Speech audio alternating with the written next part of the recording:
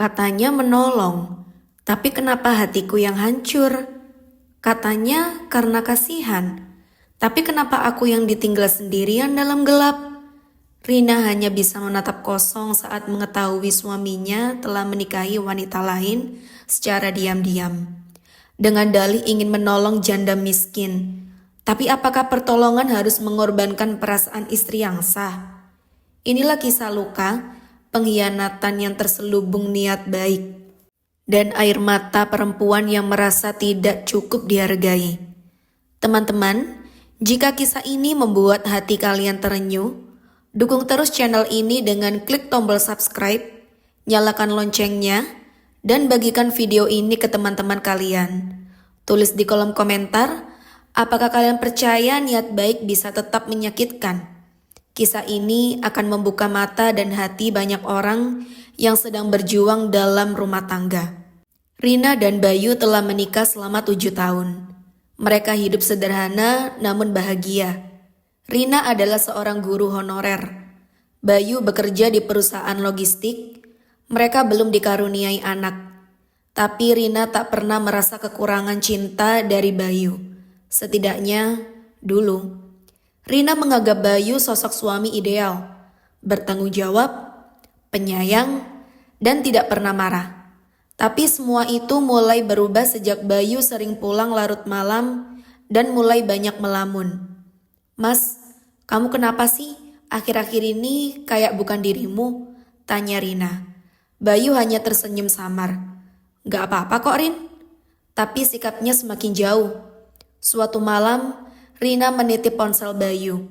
Di sana ada satu nama yang belum pernah ia dengar, Umi Pengajian.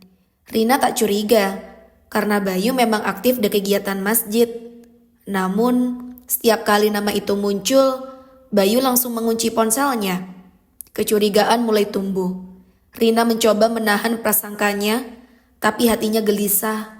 Hingga suatu malam, Bayu pulang dengan wajah bingung. Rina bertanya dan Bayu terdiam lama. Lalu Bayu berkata pelan, "Rin, aku minta maaf. Aku sudah menikah lagi secara siri." Dunia Rina runtuh. "Apa?" Rina tercekat. Dia janda, punya anak 2, hidupnya susah. "Aku cuma niat nolong. Waktu itu dia diusir dari kontrakan. Gak ada tempat tinggal. Aku kasihan," ucap Bayu pelan. Rina menangis hebat. "Jadi karena kasihan, kamu kasih dia status istri? Terus aku? Aku yang nemenin kamu dari nol? Kamu kasih apa ke aku selain luka?" Bayu menunduk. "Aku gak pernah niat ninggalin kamu, Rin. Aku tetap sayang kamu. Tapi kamu udah bagi cinta itu ke orang lain." Hari-hari Rina penuh air mata. Ia mencoba tetap mengajar di sekolah, tapi pikirannya hancur. Ia mulai kesulitan tidur, sering pingsan, dan frustasi. Ia mencoba bertahan, berharap Bayu sadar, tapi setiap malam Bayu bergantian tidur. Malam ini di rumah Rina, malam berikutnya di rumah istri sirinya. Rina mulai merasa seperti pilihan kedua, padahal dia istri sah. Suatu malam, Rina menyiapkan makan malam favorit Bayu. Tapi Bayu mengirim pesan, "Maaf, malam ini aku di rumah Umi. Anak-anaknya sakit." Tak ada penjelasan panjang, tak ada rasa bersalah. Rina menangis sendirian. Makan malam itu dingin. Rumah pun terasa dingin. Ia mulai menulis dari, "Tuhan, apakah aku memang seharusnya pergi? Tapi kemana aku harus pulang?" Rina akhirnya jatuh sakit. Ia dibawa ke rumah sakit karena depresi berat dan kelelahan. Dokter menyarankan agar Rina dirawat sementara di ruang psikiatri. Bayu menangis saat melihat Rina tak sadarkan diri. Ia menggenggam tangan Rina. "Maaf, aku cuma pengen nolong orang, tapi malah menyakitimu begini," gumamnya, namun lambat. 2 minggu dirawat, Rina perlahan pulih. Ia memutuskan untuk tidak bergantung pada Bayu lagi. Ia menulis surat dan meninggalkannya di atas meja. "Mas Bayu, kalau menolong membuatmu membagi hati, Tolong jangan bilang itu karena cinta. Aku pamit, aku ingin sembuh dari luka ini dan itu tidak mungkin kulakukan di dekatmu. Rina. Bayu pulang dan membaca surat itu. Ia menangis dan mencoba mencari Rina. Tapi Rina sudah pergi keluar kota mengurus mutasi ke sekolah lain. Sementara istri Siri Bayu akhirnya menyadari bahwa cinta tanpa keikhlasan tak bisa bertahan. Ia menggugat cerai dan membawa anak-anaknya pindah. Bayu kini sendiri dan hampa. Setahun berlalu, Rina hidup di kota kecil. Mengajar anak-anak SD, ia mulai tersenyum lagi, mulai mencintai dirinya sendiri. Di suatu sore, ia menerima surat dari Bayu. Jika kamu sudah benar-benar bahagia tanpaku, aku ikhlas.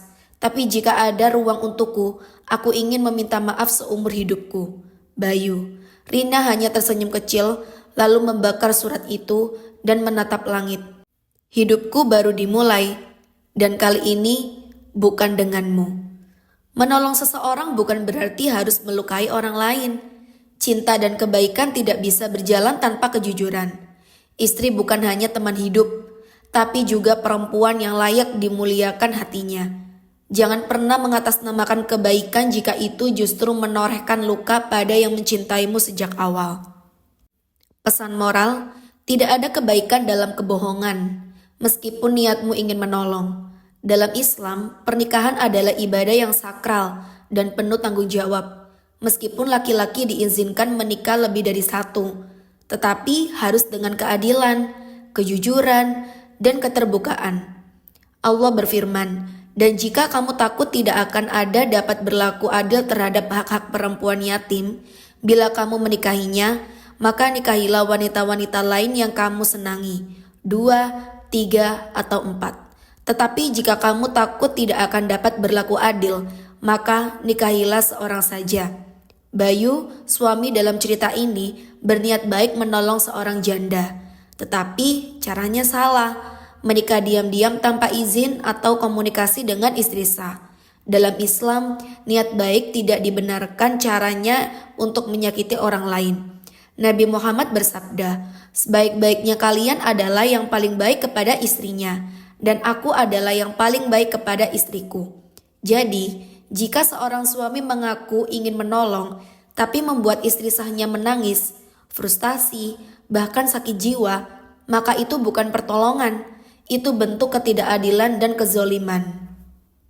Kesimpulannya, berlaku adil adalah syarat mutlak dalam poligami. Menikahi istri tanpa kejujuran akan menjadi dosa jika membawa kesengsaraan bagi pasangan. Niat baik harus dibarengi cara yang benar dalam pandangan Allah dan Rasul-Nya. Jangan menyakiti hati perempuan yang telah mendampingimu dengan ikhlas. Ketika niat baik melukai orang lain, itu bukan pahala, tapi bisa menjadi dosa. Menolong seseorang bukan berarti harus melukai orang lain.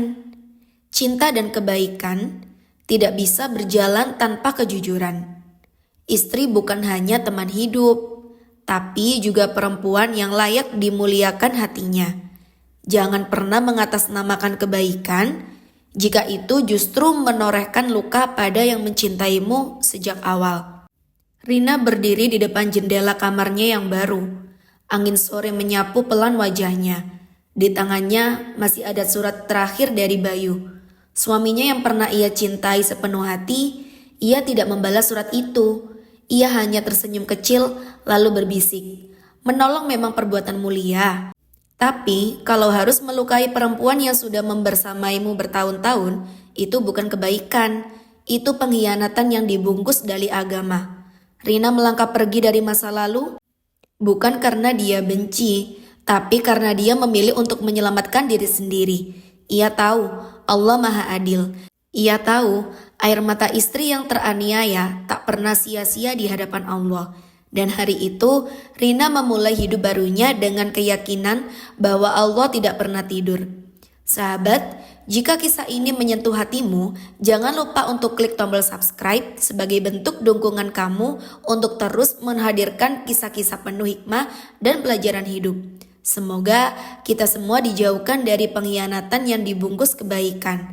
Dan semoga Allah selalu menjaga hati-hati yang tulus dalam sebuah pernikahan. Bagikan video ini ke orang-orang yang kamu sayangi. Mungkin lewat kisah ini ada rumah tangga yang bisa diselamatkan sebelum hati benar-benar terluka.